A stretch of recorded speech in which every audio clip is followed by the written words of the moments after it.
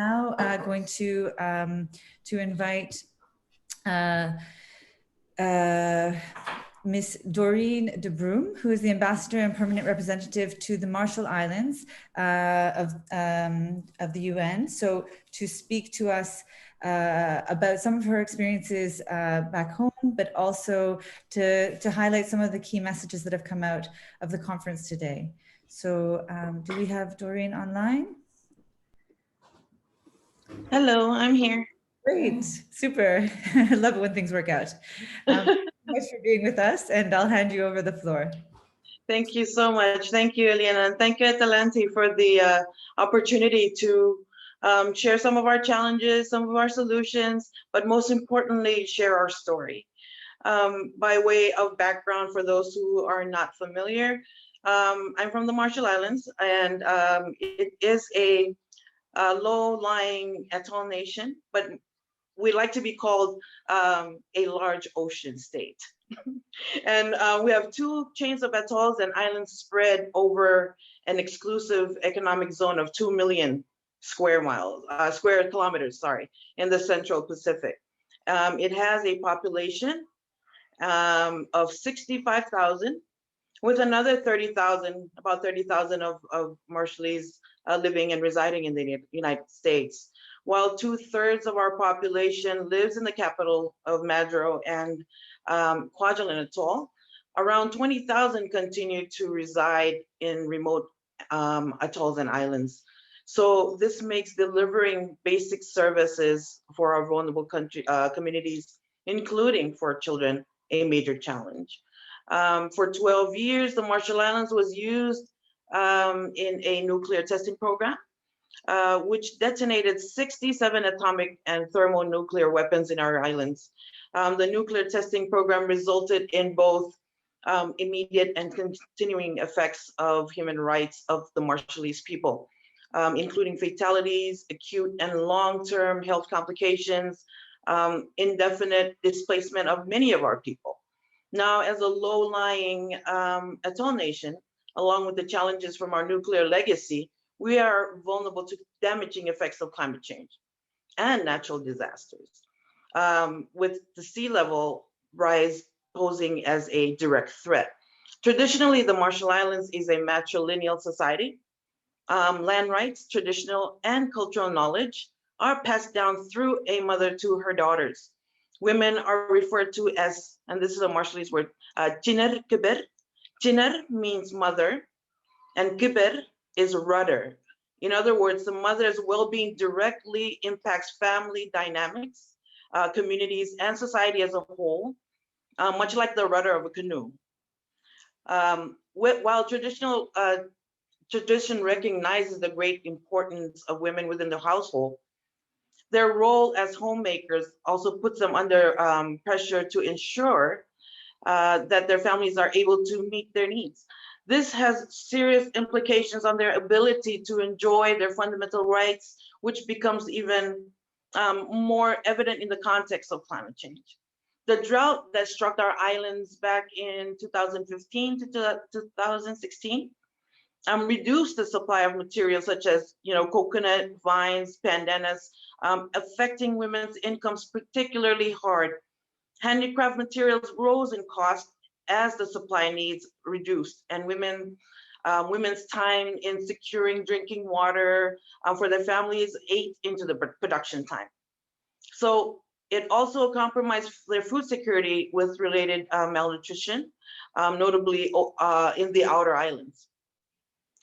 Natural disasters have resulted in an unknown number of internally displaced people who have been forced to leave their homes and islands because of the sea level rise and saltwater inundation, amongst other effects of climate change. Excuse me. We know that climate change puts our food security at increasing risk.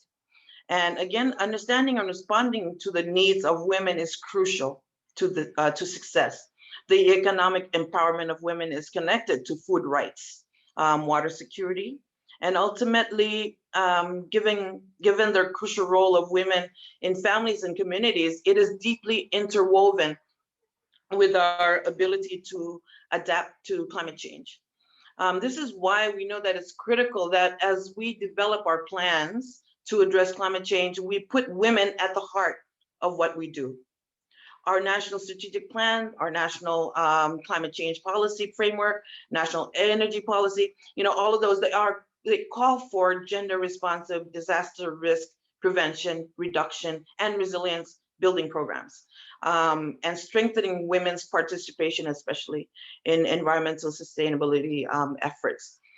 Throughout the day, I was online since 9:30 this morning and listening to all those wonderful panel discussions, and the issue on malnutrition came up. In the Marshall Islands, there's an average of 1 out of 3 children under the age of 5 are stunted in the Marshall Islands. Children of the Marshall Islands are our country's future.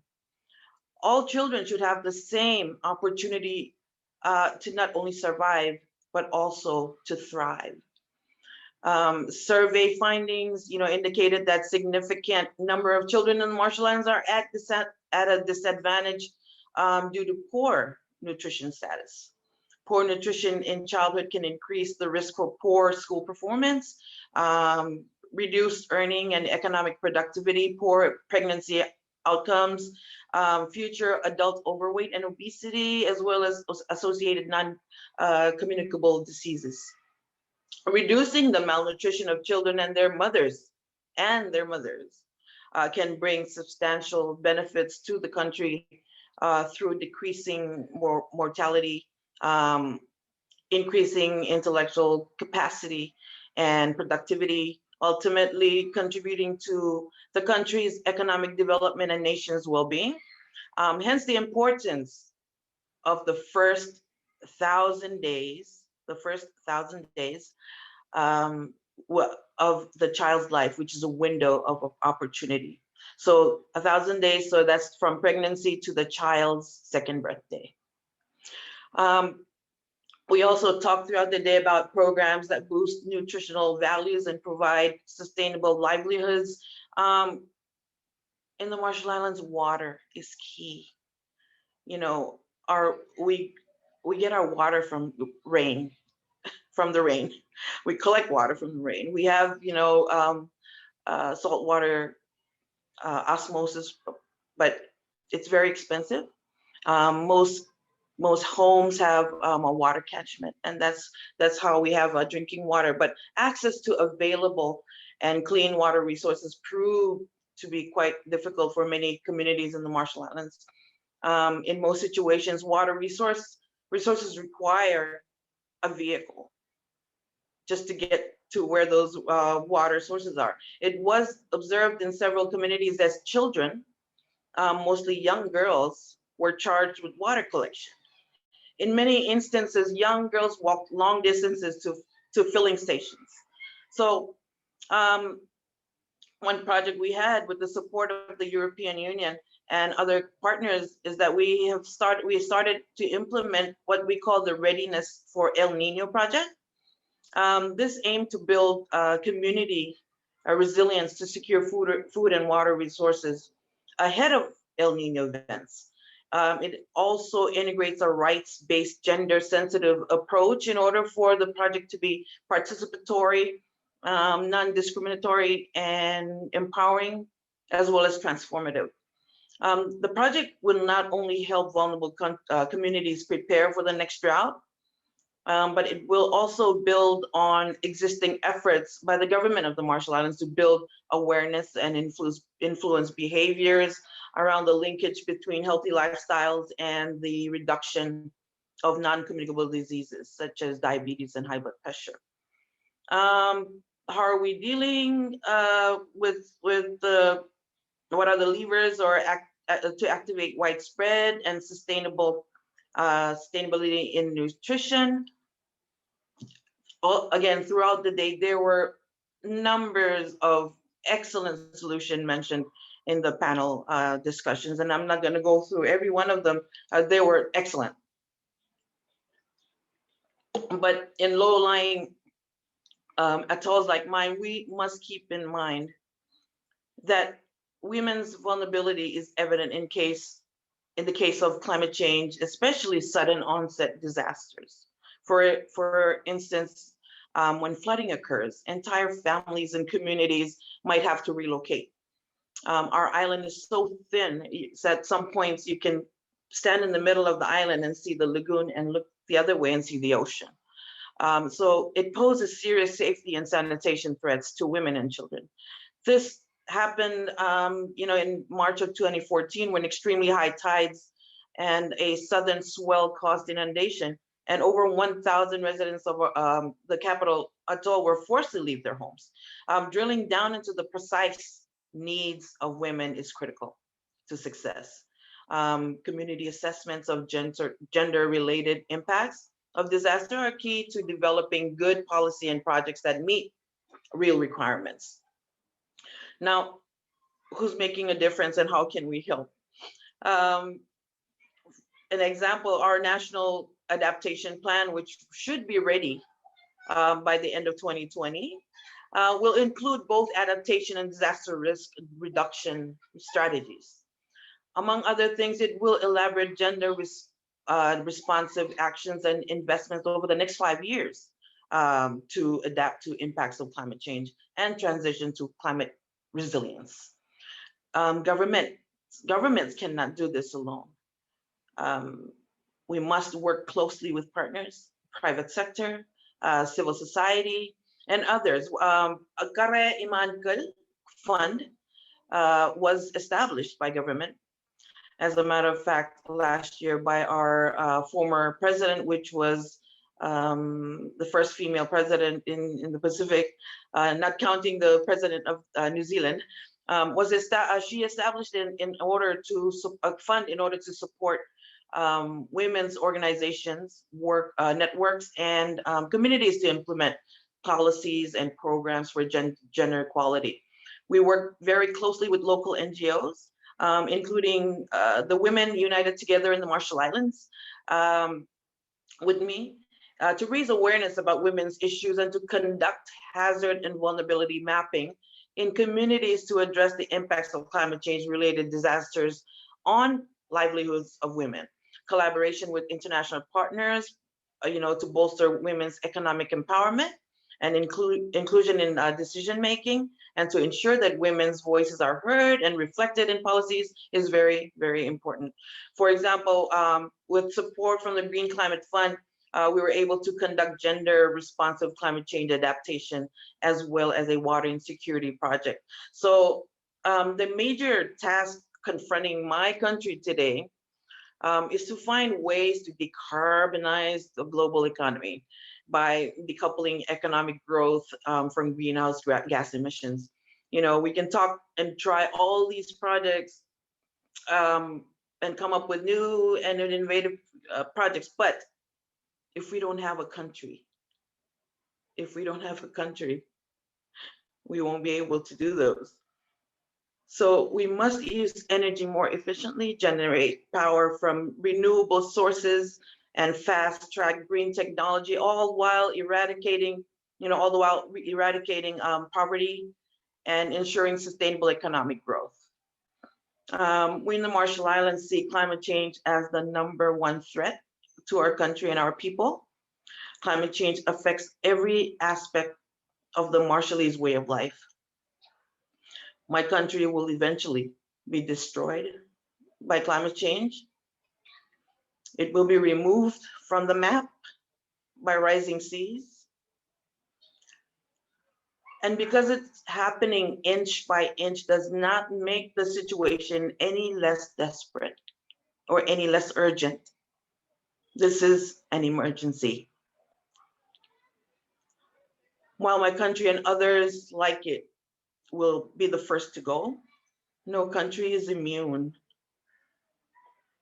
I will end with a quote that I always share.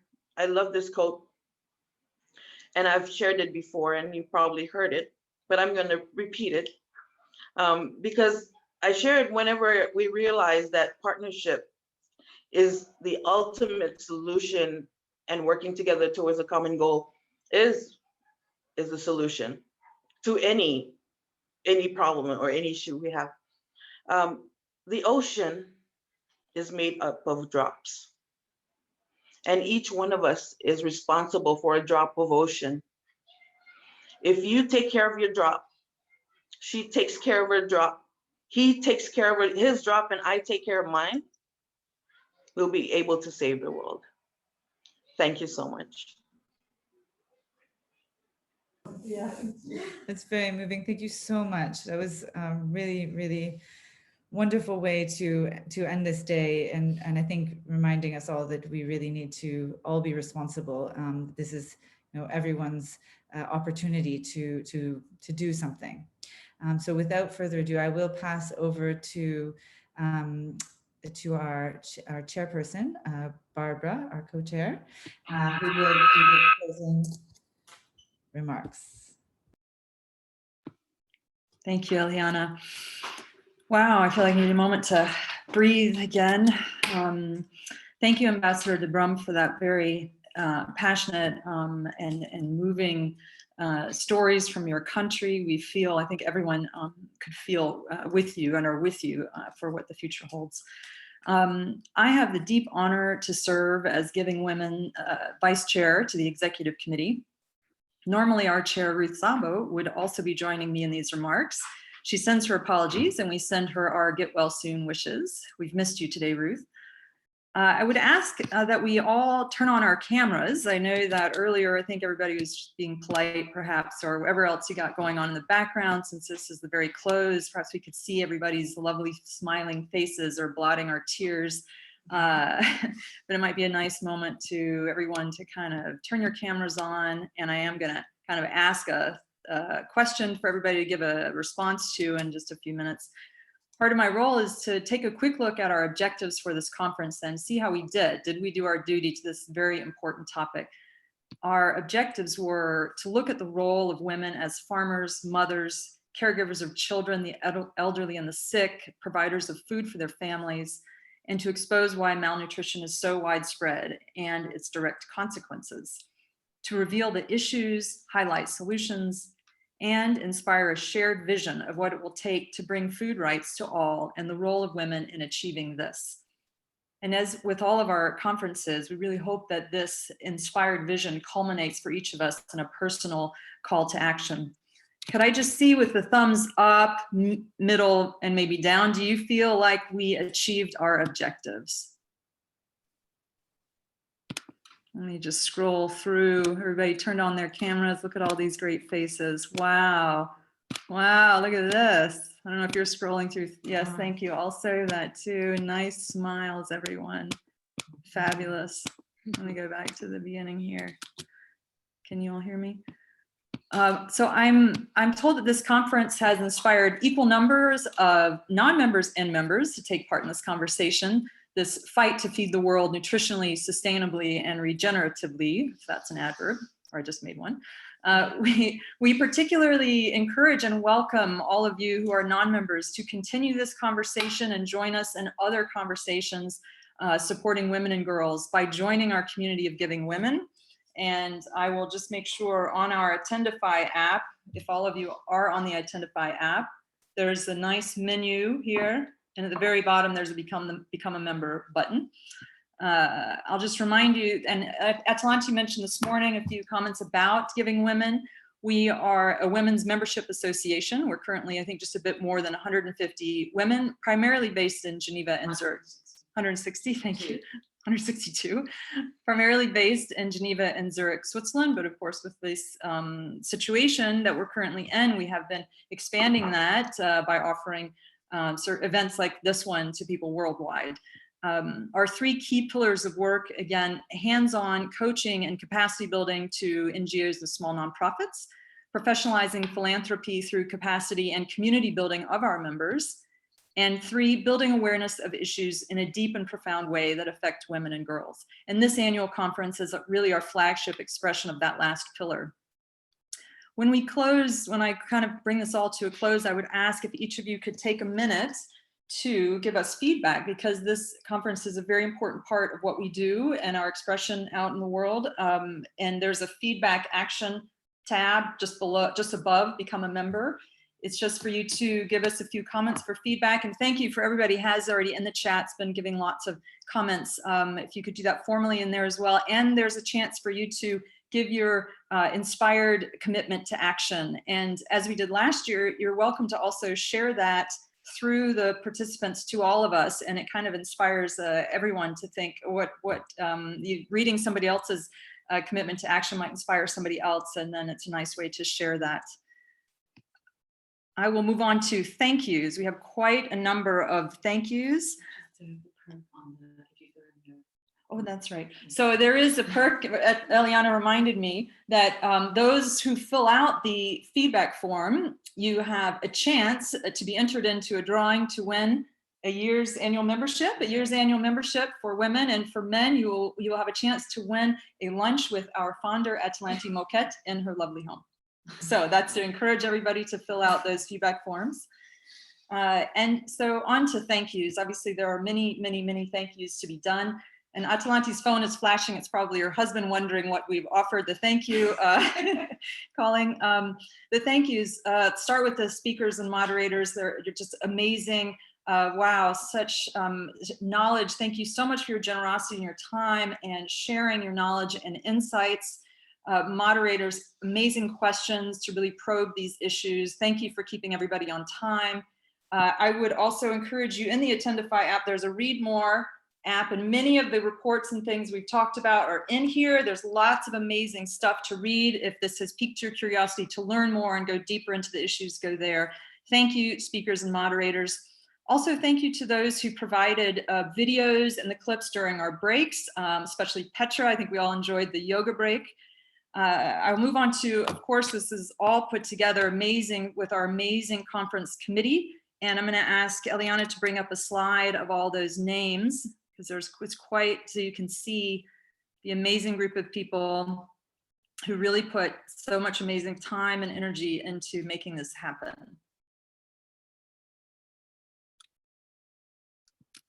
Thank you so much, conference committee.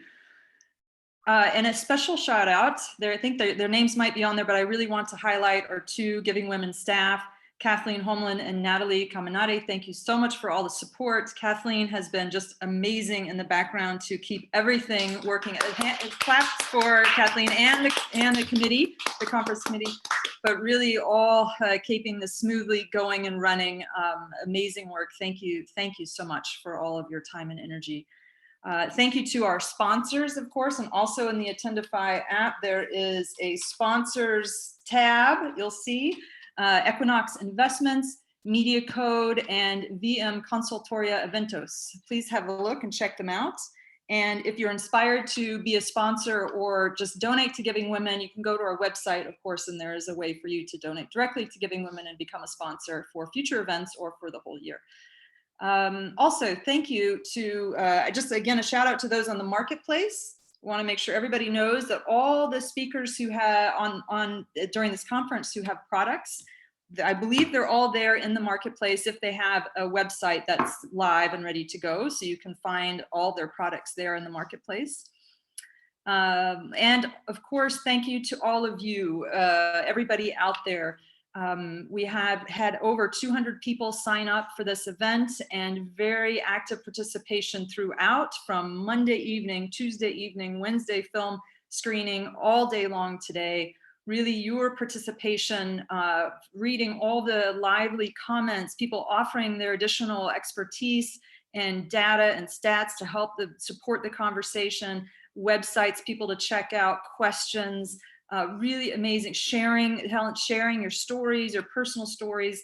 This makes this conference so alive and rich and real. So thank you everyone who's taken the time to join us. Maybe lastly, I've saved the best for the last, a special thank you to our Giving Women leaders, our founder Atalanti and her daughter Eliana.